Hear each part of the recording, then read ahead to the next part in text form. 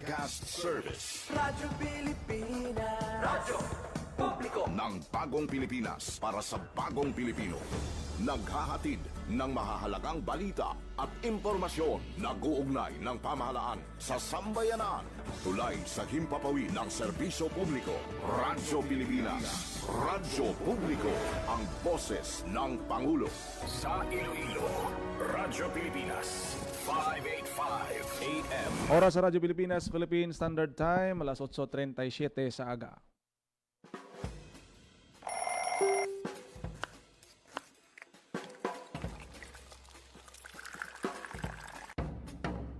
Aga sa Iloilo. Masako. Magahod. Mapagsik. Panibagong adlaw pagkatapos ng paghuway sang gabi antes. Bag-o nga paglaom. Isa naman kapag himakas sa matahong nga palaabuton. Iloilo Morning, ang programa nga kaupod ninyo sa pamahaw kon aga. Magadulong sang labing ulihi nga balita, mga istorya halin sa Iloilo, kag iban nga bahin sang rehiyon, mga ginahuluhang balan, kag mga trending topic sa social media. Ululupod naton at tubangon ang maayo nga aga. Magpamati na sa Iloilo Morning! Diri sa 585 kHz sa AM bands ang inyong mga radyo. Radyo Pilipinas Iloilo, the only government radio station in Western Visayas.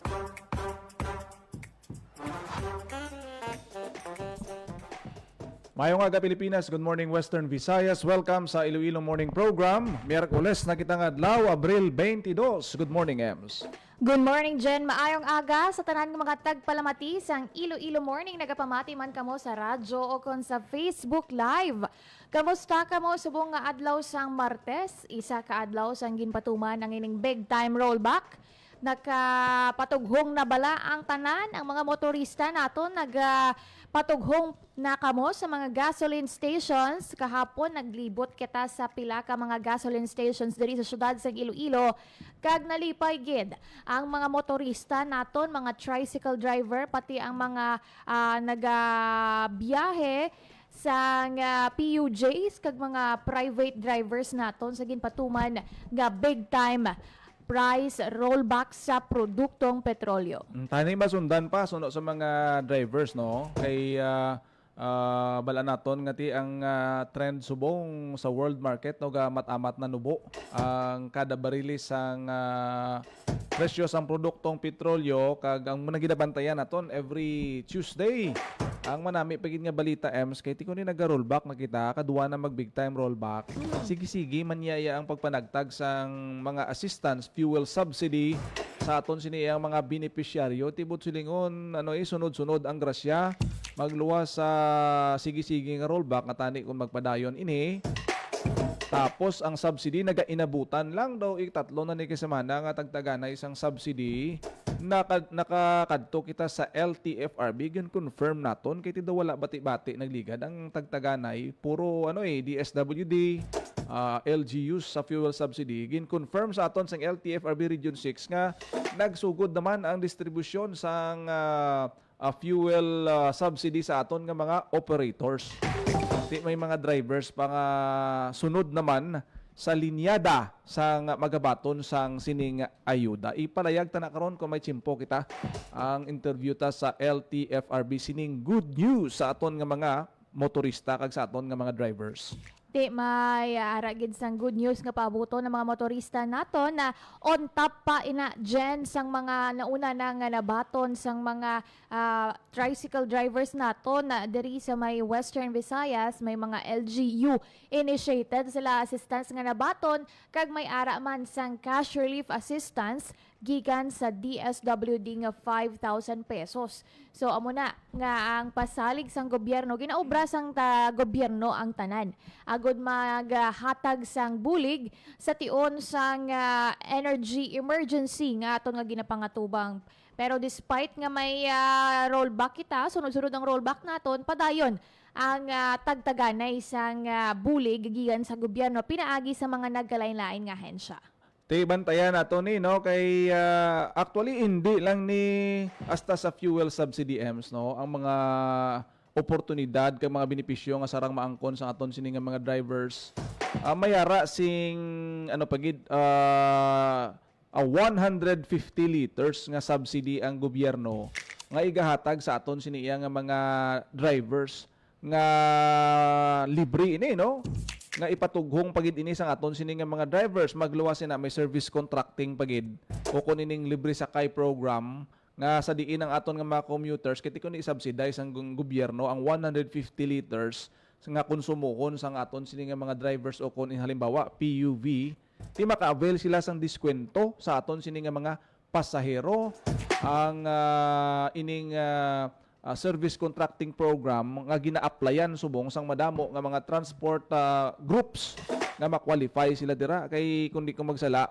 per kilometer ina ang bayaran sa aton sini iyang DOTR. Ito nakamuno to si Attorney Abiliar nga daw 40 pesos per kilometer ina no kung pila ang imo kilometrahe amo ina ang bayaran sang aton sini nga gobyerno i-subsidize ang baylo nga makahatag sang diskwento sa aton sini nga mga pasahero. Ti amo na ang good news nga lauman naton sa iba naman nga bahin ang diri sa may Iloilo City sa tunga sa mga reports ang haze o kon hindi maayong quality air quality sa iban nga lugar. Base sa pinakaulihi nga monitoring sang DNR EMB6 nagapabilin nga yara sa good to fair levels ang air quality diri sa may Metro Iloilo, hindi lang sa Iloilo City. Dira sa may bahin sang Uton, San Miguel, Pavia, kag diri sa syudad, yara sa good to fair levels. Ano ba lang buot silingon kung ara kita sa good to fair levels, no? Ibig sabihin, acceptable pa ang standards sang air quality naton o kung pwede, tolerable pa. Wala pa sa nga hindi gid naton makabig nga hindi siya unhealthy kundi acceptable pa ang kalidad sa air quality diri sa aton sa may Metro Iloilo. Santo sa pinakaulihing monitoring sa DNR EMB6 sa Metro Iloilo Airshed as of April 21. Amo na ang aton man nga ginabantayan kay ti sang ligad adlaw lang sunod-sunod ang reports nga ang air quality didto sa may Cebu kag Metro Manila yara sa very unhealthy levels. Ti delikado gina. Amo na nga siling sang DNR EMB6 no ginabantayan nila ang air quality man diri sa may Metro Iloilo Airshed kung bala safe pa ini o kung may ara sang high levels of pollution. Pero as of April 21, so far, okay pa man ang aton nga air quality. Ang City Health Office gani dyan nagapanugyan sa gihapon nga despite this, ang mga ara sa vulnerable sector, especially ang may ara sang pulmonary ailments, ti wala gid sang madula kung mag-practice sila sang precautionary measures, especially kung magwa sila kag magsuksok sang face mask. Ti dako gini nga bagay no sa aton sini nga mga Ilonggo kay ti magsiling kita nga healthy pa yang aton sini nga hangin ginahaklo diri. Hindi pareho sa iban nga mga urbanized cities na gid nga ti damo sang mga factories. Kuan ini dapat nga mahangpan ini sang aton sini nga nagkalain-lain nga sektor kay hindi niya trabaho lang sang lokal nga panguluhan ang pag-maintain sang good air quality. Dapat balanse ang aton ecosystem, ang aton nga mga programa sa environment, pagpananom sang kahoy, pag-maintain sang aton sini nga mga green areas. Ini lang nga sila nga dapat sa isa ka lokal nga panguluhan o limbawa isa ka urbanized city kasubong sang Iloilo City. Nga ang development mapokus lang tanan sa infrastructure papanukod pagtukod pag-obra sang mga additional nga mga building, hotels o kung ano pa dira nga mga businesses. Dapat ang pag-care sa environment naton hindi madula. Kay ti masiling naton Blaems, imagine mo ang hangin niya ginahaklo tanaya mo. Nature nato nga tao yang ma-breathe kita.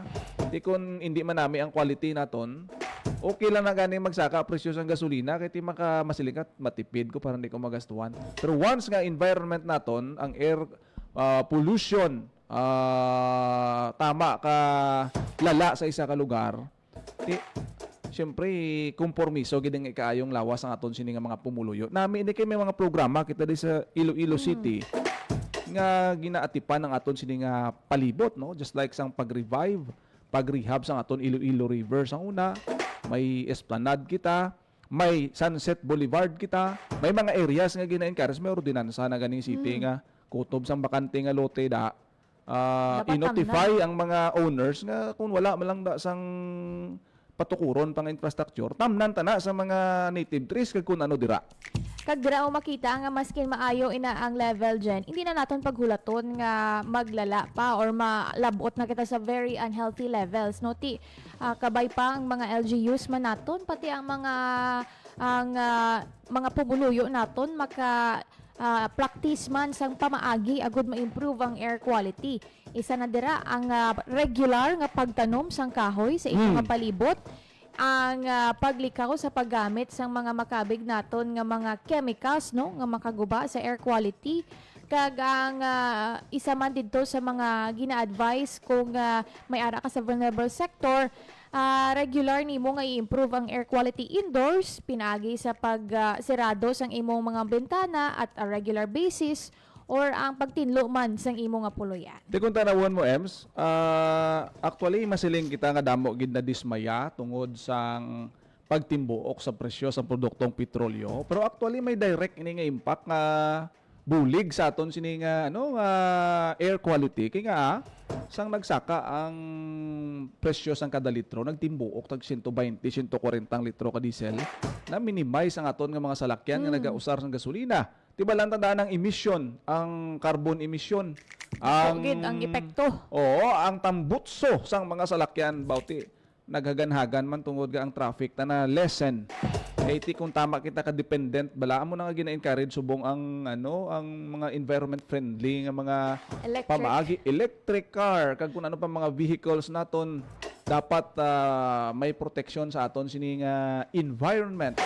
Ti na lesson kay nga ti ang iban naghagan-hagan sa ilang pagbiyahe, nadula ang traffic, ti ang aton nga air quality nakakontribute nga ti ang bugas ang aso na lesson man ti amo na nga ang challenge sa subong nga naga-shift na kita sa mga pamaagi nga hindi gid gawa tama ka damo sang emission naton, no, ang mga pollutants sa aton sini nga hangin. Ti dapat ma-maintain naton ini, no, ang good to fair kay daw okay naman ini nga Acceptable quality, standards. acceptable. Anyways, pabati na naton dyan ang kabahin sang imo nga interview. Arada, no, ang aton sini nga interview kay Attorney Maria Josette Abiliar, ang Chief sang Transportation Division sang LTFRB, at the same time spokesperson sang LTFRB Region 6 sa good news sa aton sini nga mga operators kag sa aton sini nga mga drivers. Sige. So ma'am, anong update sa aton subong distribution sang fuel subsidy sa parts ng LTFRB? Diri sa Western Visayas may nakaabot na mga ayuda. Yes. So, ang aton fuel subsidy comprises of two parts. So, isa para sa aton operators, isa para sa aton drivers. With respect to our operators, sige-sige na ining pagbato nila, no? I think it started last week pa nga nag-abot na ang mga subsidy nila. Naka-inform naman ang aton mga cooperatives kag corporations sa aton nga may mga nabato na sila. So sige-sige na ini, no, kay I think ang operators naton is about 13,000 plus. Although wala pa kami gintagaan gid sang listahan kung pila ka bilog na ang napasudlan nila. With respect to our drivers, numbers ni sila up to 11,000. So out of the 11,000, nasa hambalan na kami nga may mga 2,000 plus na nga nagsulod sa ilang mga GCash accounts. So ang nabilin sina, wala pa kami ginhatagan kung napasudlan na bla ini o kung gina-evaluate pa because may process pa gina-verify aside sa among central office, naga-verify man si GCash kung ang mga data nga gin-submit sa ila are the same sa ila yang repository dito. So amo pa nang ginahulat namon sa subong. But in cases where let's say may ara gidya sang hindi mahatagan through GCash o kon Paymaya or any other e-wallet. So may mga ara man kita ginapaabot nga guidelines kung paano ma-distribute sa aton mga drivers ang ila nga subsidy. So we are just awaiting sang guidelines kag sang go signals ang aton central office on how we will go about it. But rest assured nga amat-amat na naton kag ginapanasig para sa madali nga panahon mahatag man naton ang ila mga ayuda. So, hindi po siningon ma'am nga kung wala ka sang cash transfer, hindi ka makabaton sa ayuda. May separate man siya just like makakatag kita yung through cash distribution na po siya. Pwede gid. Ginahulat lang naton kung ano ang advice ang aton central office kag kung ano gito ang natabo sa ila mga GCash accounts. Nabatian ang kabahin sang interview kay LTFRB spokesperson. Attorney Maria Josette Abiliar, siya galing nagbulos kay Attorney Salvador John Altura. Nag-retire gali si Sir John Attorney Altura last February.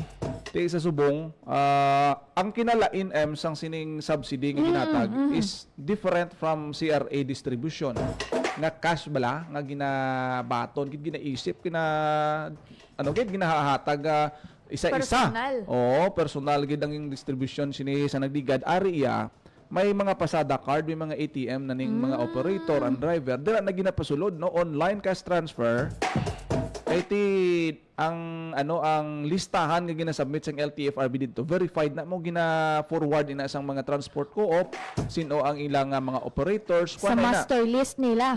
updated ina, hindi na pwede nga makabaton kaya kung wala ka pasada card. Pero ang manaming nga balita no kay Attorney Abiliar, bisan wala ka sang fuel card, makandak sila sang manual nga distribution just like sang DSWD, pero gina-update pa nila ina, may proseso nga ginasunod kung hindi ka kabaton sa pasada card, ihatag sa imo face to face ang ining assistance para nga maka-avail ang aton siniya nga mga beneficiaryo. Ti dako gid ini nga bulig kung kung out ka, wala ka binakapa-affiliate sa transport co-op, ti wala kaya sang ihatag sa imo.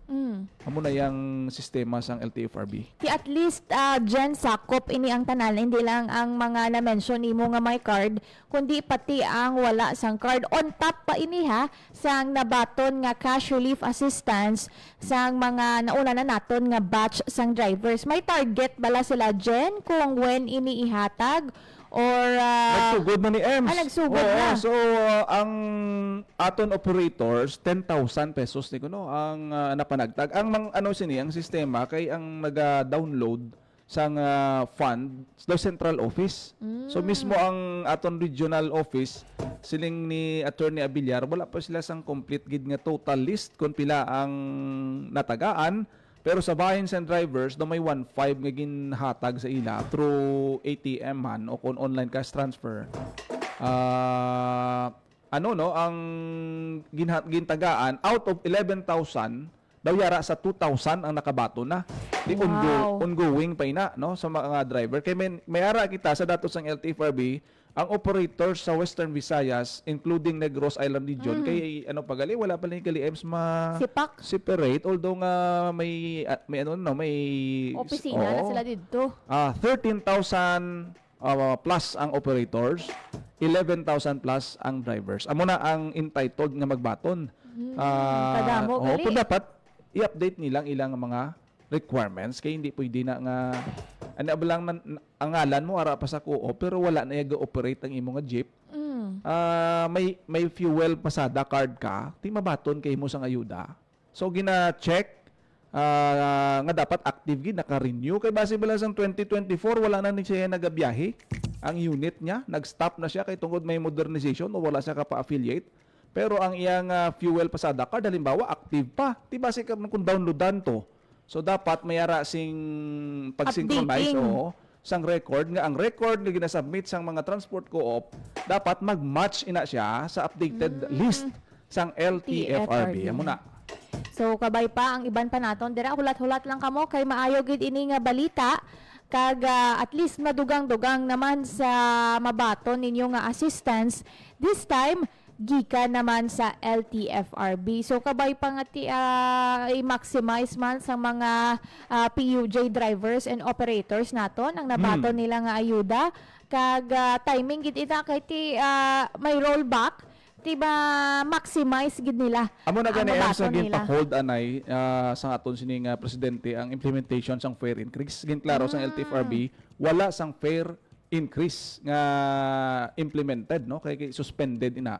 Kay ginatan-aw man nila nga once nga mag-stabilize ang presyo, ti nga ang aprubahan nila ang mga petitions no nga ma-implement kay ti ang ayuda sige na ang distribution. So balantayan lang ina kay ti daw nagaamat-amat na panaog ang presyo sang produktong petrolyo kag base kung hindi naman need ang pag-approve sang fare increase no. Yes. So pero gina-balance ina, gina-weigh ina sang LTFRB nga kung ano ang husto and fair sa aton sini nga mga pumuluyo. Kay ti kahapon dyan ang nationwide transport strike kung sa diin may mga pila ka grupo nga nagaayo sang daw 10 pesos nga fare increase sa mga PUJs pero diriya sa aton sa may Iloilo City daw hindi man kita apektado sa transport strike kag daw wala gid sang dako nga epekto kahapon. In fact, hugot-hugot pa gani ang trapiko kahapon sang hapon. So, amo na ang aton nga pagbantay sa mga iban pagid no nga mga palabuton nga bulig gikan sa gobyerno. Philippine Standard Time alas 8:58 na sang aga. Wala ni sang oras diri sa programa Iloilo Morning. Gani thank you gid sa mga live viewers naton kag sa tanan nga nagapamati sa ilang nga radyo. Sa kinaantan kami ang inyo alagad Janelle Baclay, kag Emerald Santiagudo. Until next time, diri lang sa Iloilo Morning.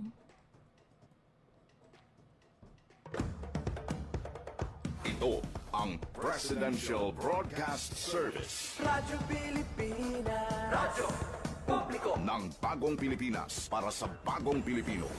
Naghahatid ng mahahalagang balita at impormasyon na guugnay ng pamahalaan sa sambayanan. Tulay sa himpapawid ng serbisyo publiko. Radyo Pilipinas. Radyo Publiko. Ang boses ng Pangulo. Sa Iloilo, Radyo Pilipinas, 585 AM.